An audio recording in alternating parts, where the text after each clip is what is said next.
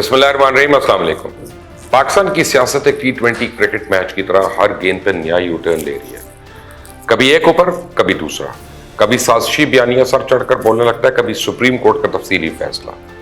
لیکن اس وقت صورتحال یہ ہے کہ ناکام لانگ مارچ سے لے کے فرح گوگی کے کالے کارناموں تک اور بشرا بی بی کے چرچوں سے سپریم کورٹ کے ذناٹے دار تھپڑ تک تحریک انصاف کے لیے ہر طرف سے پوری خبروں کا سلسلہ جاری ہے۔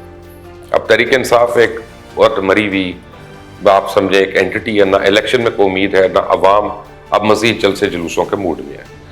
انقلاب کا بخار تھوڑا تھوڑا کم پڑتا جا رہا ہے۔ ایون عمران ریاض خان صاحب دبئی بھاگ رہے تھے، جسے عمران خان کی گھبراہٹ میں ہر لمحہ اضافہ ہو رہا ہے۔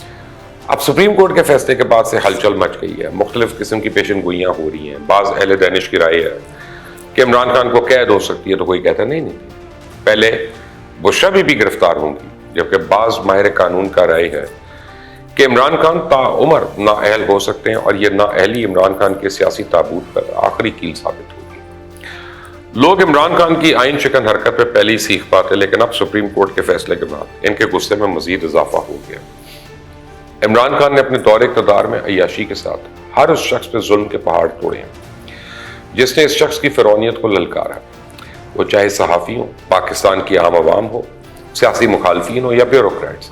جس نے بھی اس شخص کے ظلم کے سامنے کلمہ حق بلند کیا، اس نے ریاستی طاقت استعمال کر کے ان کی زبان بندی کی۔ لیکن اب دنگے فساد کا ایک اور کھیل تیار ہو چکا ہے، جس میں لانگ مارچ میں پولیس سے مقابلہ کرنے کے لیے راولپنڈی، اسلام آباد کے گرد و نواح میں سینکڑوں گنڈے اکٹھے کیے گئے تھے، اور وہ خیبر پختونخوا سے خاص طور پہ لائے گئے تھے، اور پھر ضمنی انتخاب میں اینٹ کا جواب پتھر سے دینے اور انتشار پھیلانے کے لیے 500 لوگ پنجاب لائے گئے ہیں۔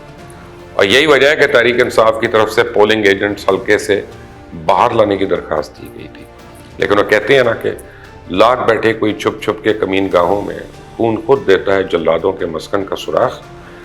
ظلم کو چھپانے کے لیے جتنے نقاب اوڑے جائیں، سازشوں کا جتنا پرچار کیا جائے، ریاستی جبر اور آئین سے ماورا جتنے بھی کام کیے جائیں، آخر ایک وقت ایسا آ جاتا ہے جب انسان قدرت کے شکنجے میں آ کے پھنستا ہے، خون خود جلادوں کے مسکن کا سراغ بتاتا ہے، تب انسان کے پاس فرار کی کوئی راہ باقی نہیں رہتی۔ آج عمران خان جن جرائم کا سامنا کرنا ہے، یہ سب ظلم انہی کے ٹھائے ہوئے ہیں۔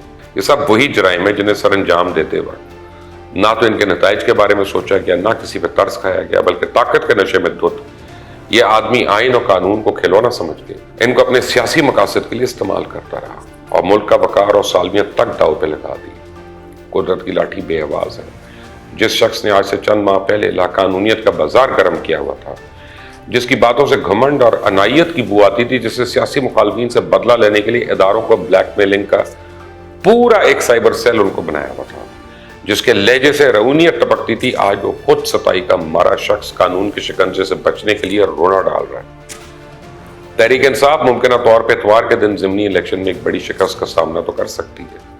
عمران خان سمیت تحریک انصاف کے تمام بڑے رہنماؤں کے حوصلے کافی پست ہیں، لیکن اب ان میں ذرا اضافہ ہو گیا، اور ان کی بڑی وجہ سپریم کورٹ کا وہ فیصلہ ہے جس کی روشنی میں عمران خان، صدر عارف الوی اور فواد چودھری، بلکہ فواد کو آپ کو پتہ ہے ایک دوسرے نام سے بلاتے ہیں لوگ، وہ تمام لوگ جنہوں نے تحریک عدم اعتماد کے آئینی عمل کو نقصان پہنچایا، وہ آئین شکنی کے مرتکب ہوئے، اور ایک اضافی نوٹ کے مطابق ان پر آرٹیکل 6 کے تحت کارروائی بھی ہونی چاہیے۔ یہی نہیں، لاہور کے فیکٹری ایریا سے پاکستان تحریک انصاف کے کارکن سے تقریباً 200 شناختی کارڈ برآمد کیے گئے۔ پولیس کے مطابق ملزم خالد سندھو PP 168 میں شناختی کارڈز کے ذریعے ووٹ ڈالنے کی منصوبہ بندی کر رہا تھا۔ خالد سندھو نے بتایا کہ ان لوگوں کی ڈیمانڈ تھی، اور ہر کارڈ کے عوض پیسے دینے کی ڈیل ہوئی تھی۔ ڈیل یہ تھی کہ ہر کارڈ پر اتنے پیسے دیں تو ووٹ ڈالیں گے، اس لیے کارڈ اکٹھے کیے کہ ہر کارڈ کے عوض کسی کو 2 اور کسی کو 3,000 روپے دینے تھے، جبکہ دیگر جگہوں سے بھی اسی طرح کی خبریں آ رہی تھیں۔ عمران خان شاہ محمود قریشی کا سرسوخ کی وجہ سے ملتان کے بارے میں کافی خوش گمانی کا شکار تھے، لیکن امید ہے کل ان کی ساری خوش گمانیاں، ساری امیدیں دم توڑ گئی ہوں گی، اور اسی وجہ سے تحریک انصاف آج کل ہیجان کا شکار ہے۔ انہیں کوئی دوسرا راستہ نظر نہیں آ رہا۔ ایک طرف ضمنی انتخاب میں بری ہار کا خدشہ، اور دوسری طرف آرٹیکل 6 کی تلوار۔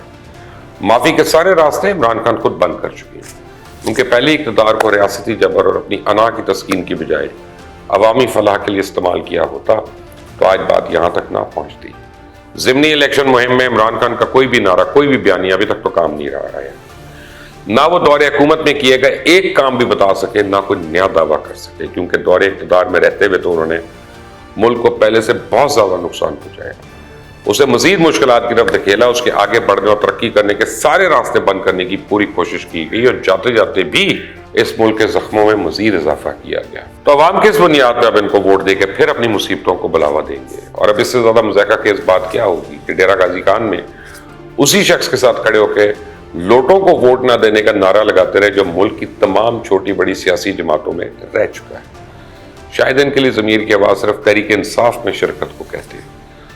इस वक्त इमरानी बयानिया एक ऐसी किश्ती बन चुका है जो भंवर में डूबने से पहले चंद आखिरी हज को लेख आती है, लेकिन इसके मुकद्दर में आखिर डूबना ही लिखा है और आहिस्ता आहिस्ता अपनी सियासी मौत की तरफ बढ़ रहा है। माजी में जब जब शिकस्त इमरान खान का मुकद्दर बनी, इसका दूसरा हरबा मुल्क में बदअमनी फैलाना रहा और इस वजह से अवाम का ये जहन बनाया जा रहा है कि इलेक्शन में अगर हमें शिकस्त हुई तो वो धांधली की वजह से होती। इमरान खान हर सियासी जलसे में कारकुनान को इश्तियाल दिलाने में कोई कसर बाकी नहीं छोड़ रहे और ये बात अब तय है कि जैसे ही इलेक्शन के रिजल्ट आना शुरू हुए हैं, इमरान खान ने फौरन धांधली का रोना पीटना शुरू कर दिया। कभी उन्होंने इलेक्शन का वो नतीजा तस्लीम ही नहीं करना जिसके लिए इनके इक़्तिदार की राह हमवार ना हो। उनके सारे सोशल मीडिया सेल पहले से ही धांधली का पूरा बयानिया बनाने के लिए एक्टिव हो। मौसस अदली और इदारों को धमकाने का आगाज तो पहले ही हो चुका है। एन मुमकिन है इमरान खान लोगों को उकसाकर एक बार फिर सड़कों पर लाने की कोशिश करें, क्योंकि इमरान खान कभी नहीं चाहेगा कि पाकिस्तान में ऐसी हुकूमत बने जिसमें ये वजीर आजम ना हो। ये शख्स कभी नहीं चाहेगा कि मुल्क की मईशत दुरुस्त से सफर करे और ये वजीर आजम ना हो। ये शख्स कभी नहीं चाहेगा कि मुल्क में सियासी इस्तेकाम हो, उसकी नफरत की सियासत खत्म हो जाए। इसलिए पहली प्रायोरिटी सिर्फ इक़्तिदार की कुर्सी है और वो हासिल करने के लिए ये मुल्क को नफरत की आग में पहले ही धकेल चुके हैं। अब इमरान खान की ख्वाहिश है कि मुल्क में खुदा न खास्ता खाना जंगी की फिजा हो जाए। लोग सियासी बुनियादों पर एक दूसरे के दुश्मन तो पहले बन चुके हैं, अब ये चाहते हैं कि वो एक दूसरे का गला काटना शुरू कर दें। नफरत और अदावत की जो बुनियादें इमरान खान ने हमारे माशरे में सींच दी हैं, उसे ख़त्म करते करते शायद पता नहीं कितना टाइम लग जाए। यही वजह हर रोज़ इनका कोई ना कोई कारिंदा श्रीलंका की मिसाल दे रहा होता है। लेकिन मैं आपको एक बात बताता चलूँ कि चाहे जितने मर्जी सियासी हरबे इस्तेमाल करें, इदारों को जितना मर्जी डरा धमका लें, अब लोग सिर्फ इनकी ख्याली बातों में नहीं आएंगे, क्योंकि लोगों को ये पता चल चुका है कि इमरान खान एक झूठा शख्स होने के साथ साथ मुल्क की तबाही का भी जिम्मेदार है। लोगों को इस बात का भी पता है कि कैसे बुजदार के जरिए करोड़ों रुपए के तबादले कराए जाते रहे और लोगों को यह भी पता है कि किस तरह मासूम लोगों की जमीन कब्जा करके हड़प की जाती रही। लोगों को यह भी अच्छी तरह पता है कि बुशरा बीबी के बेटे किस तरह महीनों में अरबपति हो गए। लोगों को यह भी पता है कि फराह गुजर कैसे करप्शन की देवी बन गई। कोई भी हादसा या वाकया अचानक नहीं होता, इसके पीछे बड़े मुहर्रकात होते हैं, वाकयात की एक लंबी फहरिस्त होती है। इमरान खान आज जिस हाल में है, इसके पीछे भी हालात की एक लंबी फहरिस्त है। और मुझे अभी भी याद है कि जब हमें इमरान खान के इर्द गिर्द लोगों की सच्चाई का इल्म हुआ तो मैंने इमरान को बार बार समझाने की कोशिश की, उनको आईना दिखाया, उनको बताया बुजदार क्या है, फराक क्या है और घर में क्या हो रहा है। उन्हें बताया कि उनके घर से ही पंजाब में करप्शन और बदनवानी का सारा सिलसिला शुरू है, लेकिन हमें बाद में समझ आया कि वो तो खुद मुबैना तौर पर उसके तर्जुमान हैं और वो सारी बातें आम लोगों के सामने आ रही हैं। यही वजह है कि कल इतवार का रोज लोग तय कर चुके हैं अब ना तो मजीद झूठ बर्दाश्त करने, ना नफरत की सियासत को मुल्क में परवाज चढ़ने। पाकिस्तान जिंदाबाद।